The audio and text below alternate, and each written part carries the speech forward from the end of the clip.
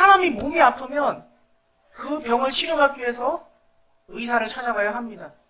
뭐 굳이 병원 갈 필요 없는 감기라든가 이런 질환은 굳이 갈 필요 없지만 아주 심각한 질환, 뭐 예를 들어서 맹장염이라든가 그 외에 무슨 암 같은 중병들 혹은 그 외에 무슨 불치병 이런 거는 반드시 큰 대학병원에는 전문의를 찾아가서 진료를 받고 치료를 받아야 합니다. 의사가 이런 진료를 시술행위를 하면 그 시술행위를 군말 없이 잘 받아야 하고 또 처방해주는 약도 잘 복용해야 됩니다. 암 같은 경우라고 하면은 수술, 방사선 치료, 항암 치료 잘 받아야 됩니다.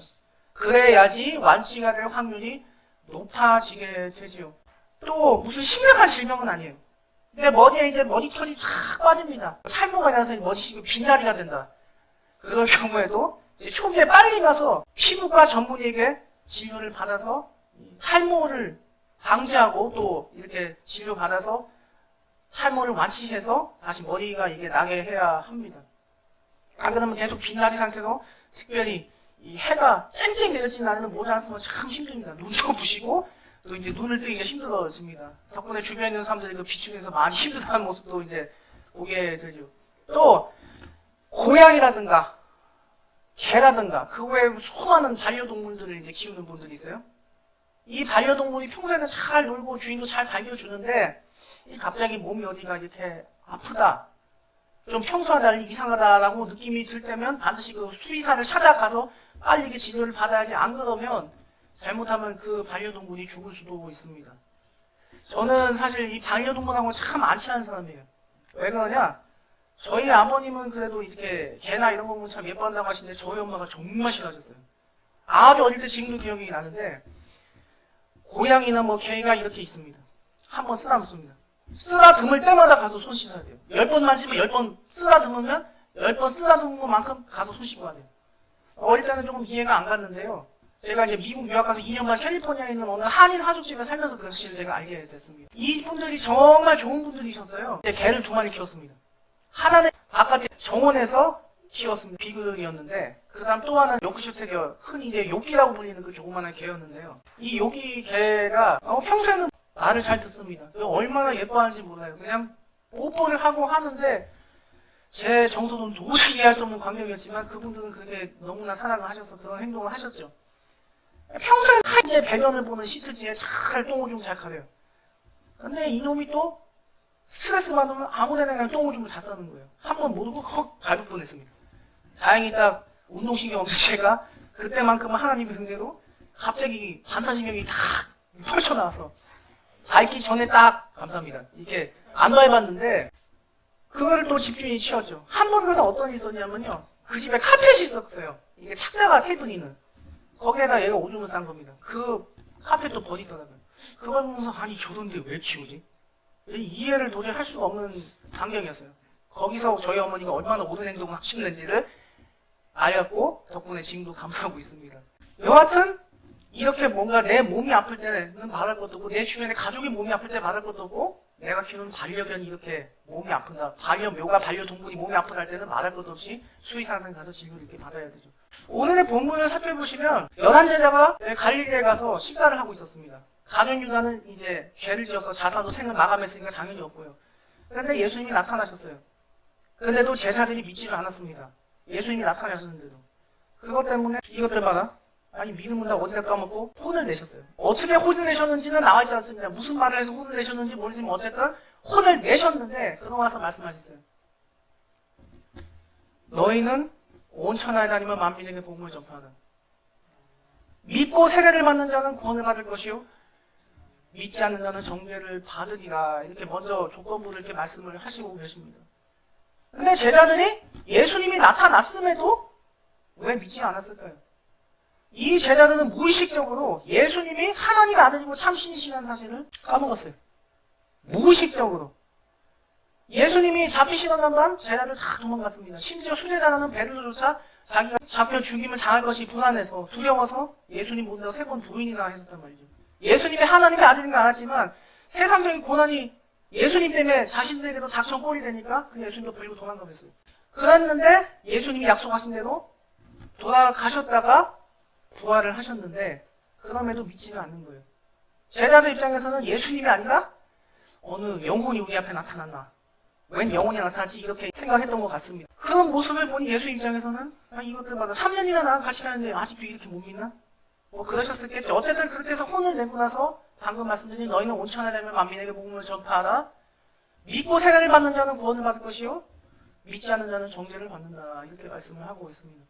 막달라 마리아가 먼저 예수님이 부활하셔서 갈릴리로 제자들보다 먼저 가실 거라는 사실을 사실 얘기를 했어요. 그걸 제자들이 예수님이 나타났음에도 믿지를 않았어요. 그리고 방금 말씀드린 이 말씀을 하셨습니다. 예수님 말씀처럼 우리는 언제 오는지 때는 어떤지 못 어떤지 힘써서 복음을 전해야 하는데 오늘날 참 많이 어려워졌어요. 시대가 과거와 달리 인터넷이라든가 이런 SNS가 발달을 하고 IC가 발달을 하고 그러니까 뭐 카톡도 하고 스마트폰도 하고 이런 뭐 태블릿 PC 쓰기도 하고 그러면서 눈에 보이지 않는 예전에는 상상하지도 못한 것들을 눈에 보이고 체험을 하게 되고 이러다 보니까 예수님이 하나님의 아들이라는 복음이 씨알로 안 먹히게 되어버리고 말았습니다. 예수님 말씀하신 이 말씀이 뭡니까? 너희는 온천에 가면 만민에게 복음을 전파하라. 믿고 세례를 받는 자는 구원을 받을 것이요 믿지 않는 자는 정죄받는다.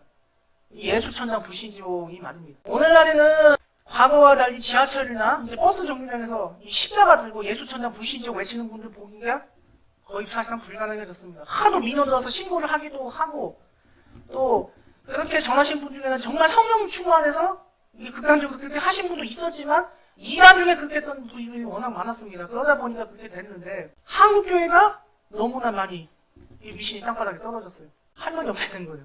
그만큼 이렇게 모든 것을 잊어버리게 되었습니다. 그런데 여기서 중요한 말씀을 하세요. 예수님이 믿는 자들에겐 이런 표적이 따르니 부활이 우리에게 주는 의미는 여러 가지가 있습니다. 가장 첫 번째 중요한 이유는 우리가 알고 있는 예수님이 죽으셨지만 살아나셔서 부활 승천하신 유일무이한 분이다라는 가장 중요한 의미도 있습니다.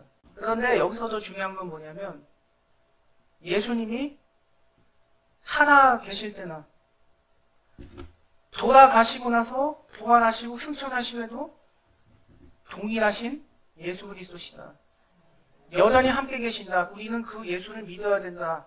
그래서 우리가 믿음의 유산을 줘야 된다는 가장 중요한 의미가 오늘 본문을 이렇게 살펴보면 이렇게 나와 있어요. 그래서 뭐라고 얘기합니까?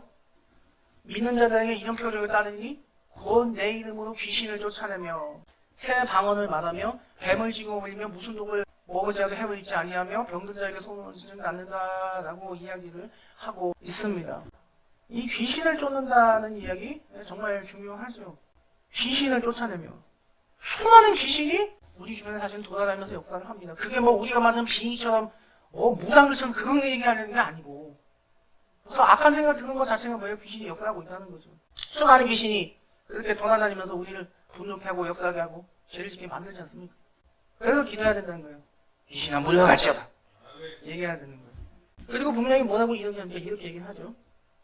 귀신을 쫓아내며 새 방언을 말하며 새 방언이라는 건요 아라라라라 이런 방언도 맞는데 여기서 말하는 새 방언 우리의 삶의 언어가 바뀌는 거예요. 희망의 긍정의 기쁨의 언어로 지금은 고인이 되신 인류 역사상 전 세계에서 제일 큰 교회라고 하는 여의도 순복음교회 설립자 되시는 고 영산조용기 여의도 순복음교회 일대 원로 목사님께서 이렇게 말씀하셨어요. 꿈과 비전은 성령의 언어이다. 방언이다. 왜 하나님 안에서 우리의 삶이 달라졌다는 걸 의미하기 때문에 모든 십자가의 저주를 예수님께서 걸머지시고 부활 승리하셔서 이기셨기 때문에 우리 믿는 사람들은 그 예수 그리스도의 부활을 통해서 항상 기쁨과 긍정의 희망의 그리스도 안에서의 새로운 승리하는 꿈과 비전의 언어를 만나서 사람들이라는 것이죠. 그리고 이렇게 얘기하죠. 뱀을 집어 올리면 무슨 독을 마실지라도 해를 입지 않으면 그렇다고 진짜로 내 믿음 시험이 돼서 진짜 뱀을 물린다던가 뱀도 먹으면 큰일 납니다. 그럼 바로 천국 가거나 지옥 가는 것 중에 하나예요. 저희가 즐겨서 보는 거 아니에요. 케이블 채널 돌리다 남아공에 뱀군 부부가 있습니다. 두 사람이. 이 백인들인데요. 이 사람들이 신고가 받으면 지역에 다니면서 이렇게 뱀을 이렇게 포획을 해서 자연에 놔주기도 하고 뱀독을 해서 대학병원에 의료연구실 이렇게 보내가지고 항암제 만드는 게 역할을 하는 그런 부분이었는데 이분은 참 놀라워요. 와, 눈만 봐도 손끼친 그 뱀 잡는 거예요. 근데 본인들도 조심하죠. 근데 뱀에 대해서 너무 잘 아는 거예요. 이 뱀 물리면 몇 초 안에 어떤 증상들을 보이면서 사망을 하고 이런 걸 다 얘기를 하면서 야 진짜 이 사람들 뱀에 미쳤구나. 예전에 오렌지 시절에 그랬죠. 이 뱀으로 말일 것 같은 거 이러면서 땅콩들만 이 뱀으로 말일 것 같은 거 그랬잖아요. 뱀이라는 거 보면 이미지가 어떤가요? 굉장히 눈매가 매섭고 날카로워요. 모든 뱀들이 다 독이 있는 것은 아닙니다. 독이 있는 뱀도 있고 없는 뱀도 있는데 독이 없는 뱀들은 사실 극소수고 대다수는 뱀은 다 독이 있습니다. 세상에 수많은 우리를 무너뜨리려고 유혹하는 뱀과 독이 얼마나 많습니까? 성중독도 있고요. 마약 중독도 있고 알코올 중독도 있습니다. 최근에 충격적인 뉴스를 들었어요. 마약 청정국이라 불리던 이 대한민국이 더 이상 마약 청정국이 아니라는 것입니다. 아주 마약에 찌드는 나라가 이 나라가 되었다. 얼마 전에 봤더니 서울시의 전역에 수많은 곳에 숨겨지는 마약을 찾았더니 그게 한 460몇 개가 됐대요. 근데 찾아낸 게 한 70몇 개밖에 못 찾았대요, 경찰이. 그만큼 마약이 이렇게 판치고 있습니다. 어느 의사 선생님의 유튜브를 봤는데요. 이 코로 마약을 넣는데 그러면요 코가 찌그러져 들어간대요. 그래서 숨을 못 쉬게 된대요. 마약이 그래서 위험하다는 겁니다. 그리고 어떤 마약은 흡입하는 즉시 사망하는 치사량이 굉장히 높은 그런 마약들도 있고요. 근데 그런 마약도 있지만 방금 말씀드린 것처럼요. 돈에 대한 중독, 알코올 중독, 성 중독, 나쁜 중독의 마약과 귀신이 얼마나 여기저기 돌아다니는지를 모릅니다. 제가 선교지를 많이 다닌 건 아닙니다. 이제 전에 있던 사역했던 교회들에서 이제 몽골도 가보고요, 미얀마도 가보고요, 뭐 이렇게 가봤는데 미얀마라는 나라는 이제 불교 국가입니다. 의료 선교를 이렇게 하는 거예요. 수많은 미얀마 사람들이 왔습니다. 그 교회에 내과 전문의 선생님인데 1년간 파송돼서 자비랑 의료 선교하시는 의사 선생님이 계셨어요. 그분하고 이제 치과 선생님 따라가서 치과 진료하고 뭐 이제 약사 선생님 따라가고 이랬는데요. 아니 인상적인 점이 있었어요. 딱 봤는데 복장이 벌써 어디선가 깎아보니 승려가 하는 복이신 거예요. 하여튼 이제 우리가 입는 승려 가사 복장하고 달라요. 동남아는 이쪽 한쪽 어깨가 드러나 있는 그런 이제 가사 복장을 승려가 이렇게 입고 있는데 온 거예요. 그때 아직 강도사 되기도 전이었는데 진료 받고 뭐 이렇게 오는데 제 앞에 온 거예요. 이 스님이. 어이 뭐야 이거. 제가 깜짝 놀라가지고 거기 있는 선교사님을 이렇게 봤어요. 이렇게. 이거 어떻게 해야 됩니까? 그 선교사님. 아 조교사님 그래 기도해 주세요. 네, 기도를 했어요. 한국말하고. 그리고 뭐 어떻게 미얀마어도 된 예수님이 기도합니다. 아멘하고 딱 불려 보냈는데 그 선교사님이 그러더라고요. 이렇게 지금 승려까지 온 걸 보면 여기도 이제 무슨 산업이 시작되지 않겠나 이렇게 말씀하신 거예요. 참 마음이 아팠습니다. 근데 그 선교사님이 그러시더라고요. 방금 온 승려는 아무리 봐도 그냥 일반 승려가 아니라 거의 주지 스님적 되는 고승이다.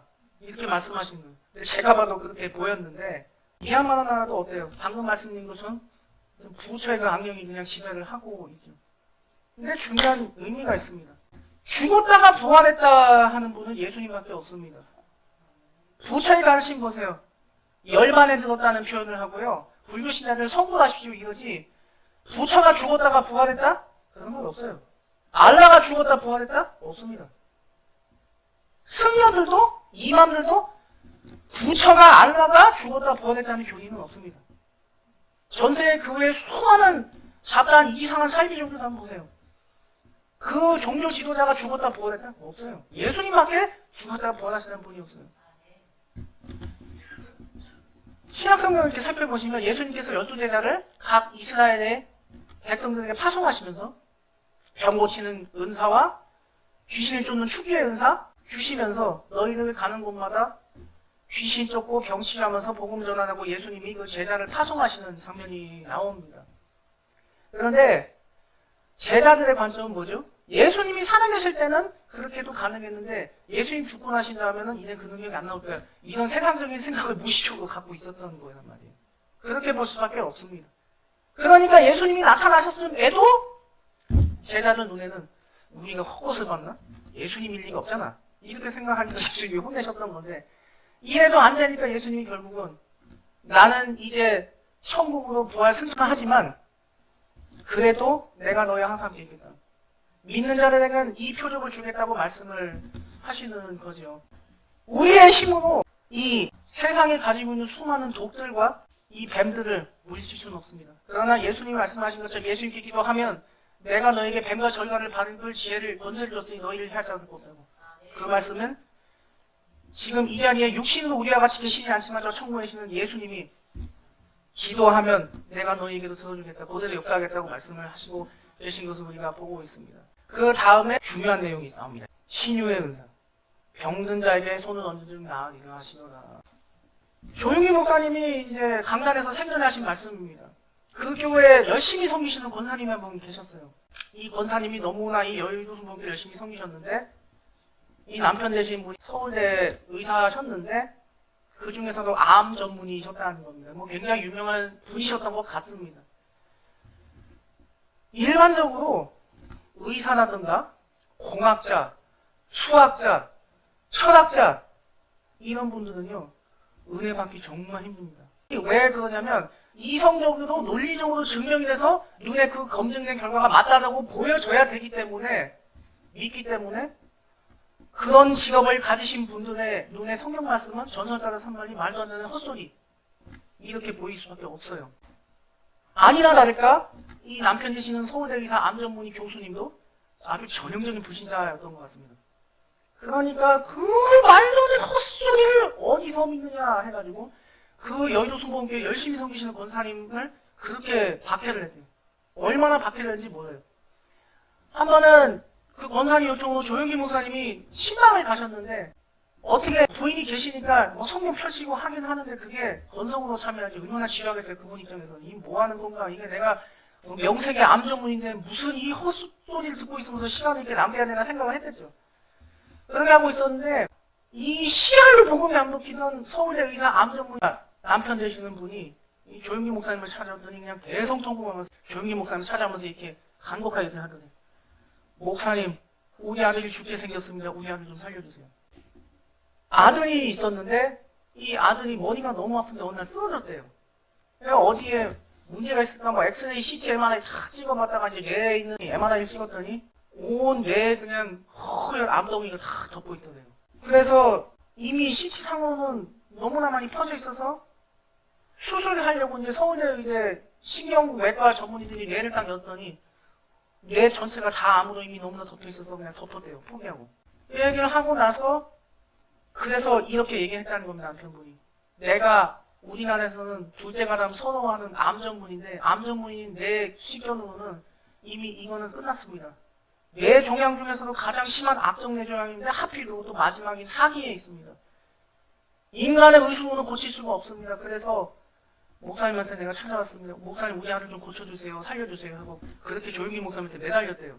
그래서 병원에 입원해 있는 그 권사님의 아들을 찾아가서 이렇게 기도를 한 너 악한 마귀 뇌종양의 사탄은 묶임받을지어다 기도하고 뭐 오셨다는 거죠. 그러고서 왔는데 이 아들이 잠을 자서 꿈을 꿨대요. 실제로 마귀가 줄로 묶이는 꿈을 꿨대요. 그 아들이. 그러고 나서 이제 수술 날짜를 잡고 의사한테 얘기를 했대요. 내가 꿈에서 봤는데 이 마귀 사탄이 묶임받는 것을 봤으니까 나는 나을 것이다. 그래서 수술하기 전에 한 번 더 CT, MRI를 찍었는데 뇌가 너무 깨끗하다는 것입니다. 전혀 뇌종양 걸려본 적이 없는 일반인 건강한 사람의 뇌하고 똑같더래요. 그래도 모르니 혹시 우리가 CT를 잘못 봤을 수도 있으니까 한번 뇌를 열어서 수술을 해보시라고 뇌를 열었는데 하나도 없어요. 하나님이 정말 치료를 해주셨다는 것이죠. 그 다음부터 이 씨알도 복음이 안 들어가던 이 냉정한 서울대 의대 암전문의 의사 남편분이 열심히 여의도 순복음교회에서 신앙생활을 시작하셨다는 것입니다. 그 아들은 훌륭한 청년으로 자라서 신앙생활을 열심히 하고 가정도 가지고 이렇게 행복하게 생활하고 있다고 얘기했다라고 하는 것이지요. 예수님의 이 능력들이 없다면 이건 예수님의 신성을 부정하는 꼴이 됩니다. 오늘날 한국교회는 너무나 이성적으로 가고 있다. 물론 신비주의 이단이나 은사주의 빠지는 것은 안 됩니다만은 도리어 이단들이 이걸 이용해서 부흥하고 무당들이 부흥하는 이런 시대에 와 있다. 대략적으로 한국의 목사들의 수가 30만 정도 된다. 이렇게 통계가 되고 있다고 합니다. 그런데 더 놀라운 거는요. 무당의 수가 그보다 10배 더 많은 300만이 돼요. 무당이 10배 더 많다고 하는 것입니다. 목회자들은 점점 기도에 게을리하고 있는데요. 무당들은 사기 추천해가지고 기도해가지고 구파 벌리고 한다는 것이죠. 심지어는 정말 믿음 좋다는 장로님, 권사님 그리고 그 자제를조차도 교회 와서 기도를 하든지 아니면 있는 그 자리에서 기도를 해야 할 텐데 유명하다는 무당 정쟁이 찾아가고 유명하다는 절간에 땡중 찾아가서 오늘의 운세 내일 운세 어떻게 되겠습니까? 이런다는 것이죠. 생각보다 꽤 많다라는 것입니다. 많이 안 되는데 왜 이렇게 됐을까?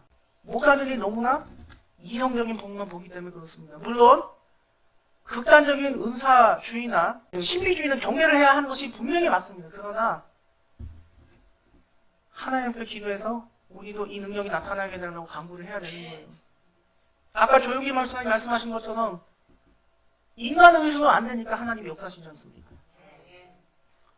제가 전에 여러 교회 면접을 볼 때 한 이런 교회가 있었습니다. 원래는 저희 교회가 교회였는데 저희 교회에서 한 수십 년 전 탈퇴를 해서 지금 장로교 간판은 걸고 있습니다만 그냥 독립적으로 활동하는 교회였습니다. 그 담임 목사님이 덕분에 80이 넘은 분이더군요. 진짜 깜짝 놀랐어요. 저는 그런 교회인 줄은 모르고 그냥 이제 면접을 그냥 보러 갔었는데 이제 그 80 넘으신 담임 목사님은 지금 미국의 워싱턴 DC 부근에 있는 교회에서 지금 뭐 집회나 이런 거 하시고 계신 중이었고요. 밑에는 이제 부목사님 한 분 계셨어요. 그 부목사님이 이제 면접을 하는 겁니다. 이런 질문을 하더라고요. 혹시 병자를 위해서 기도했을 때 그 병자의 병이 나은 경험 한 적 있냐 하는 질문을 하는 거예요. 제가 참 놀랐어요.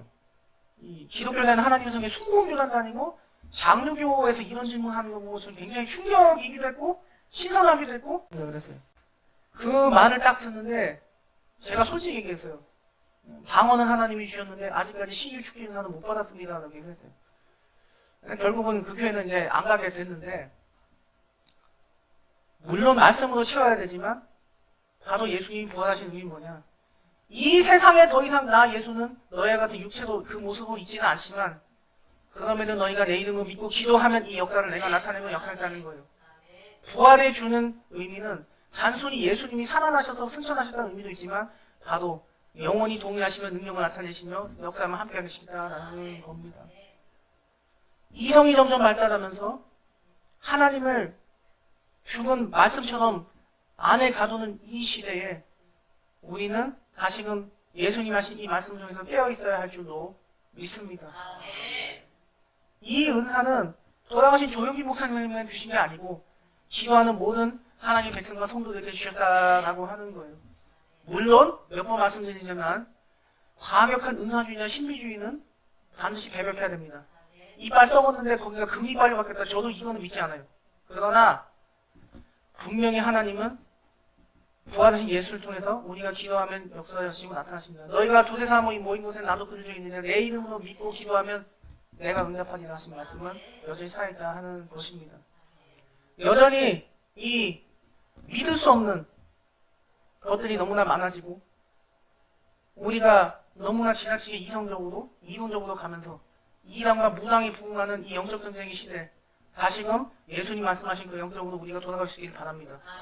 아울러 이곳에 계신 성도님들 그리고 주의 종들에게 예수님 말씀대로 예수님을 믿고 사탄아 물러 갈지어다, 이 병은 떠나 갈지어다, 이 악한 마귀 사탄 물러 갈지어다 했을 때 정말로 귀신이 떠나가고 다시는 틈타지 못하고 그 모든 질병이 완전히 떠나가서 다시 살아나는 그 은혜가 저와 성도님 모든 분들에게 그대로 임하기를 예수님의 이름으로 축원합니다.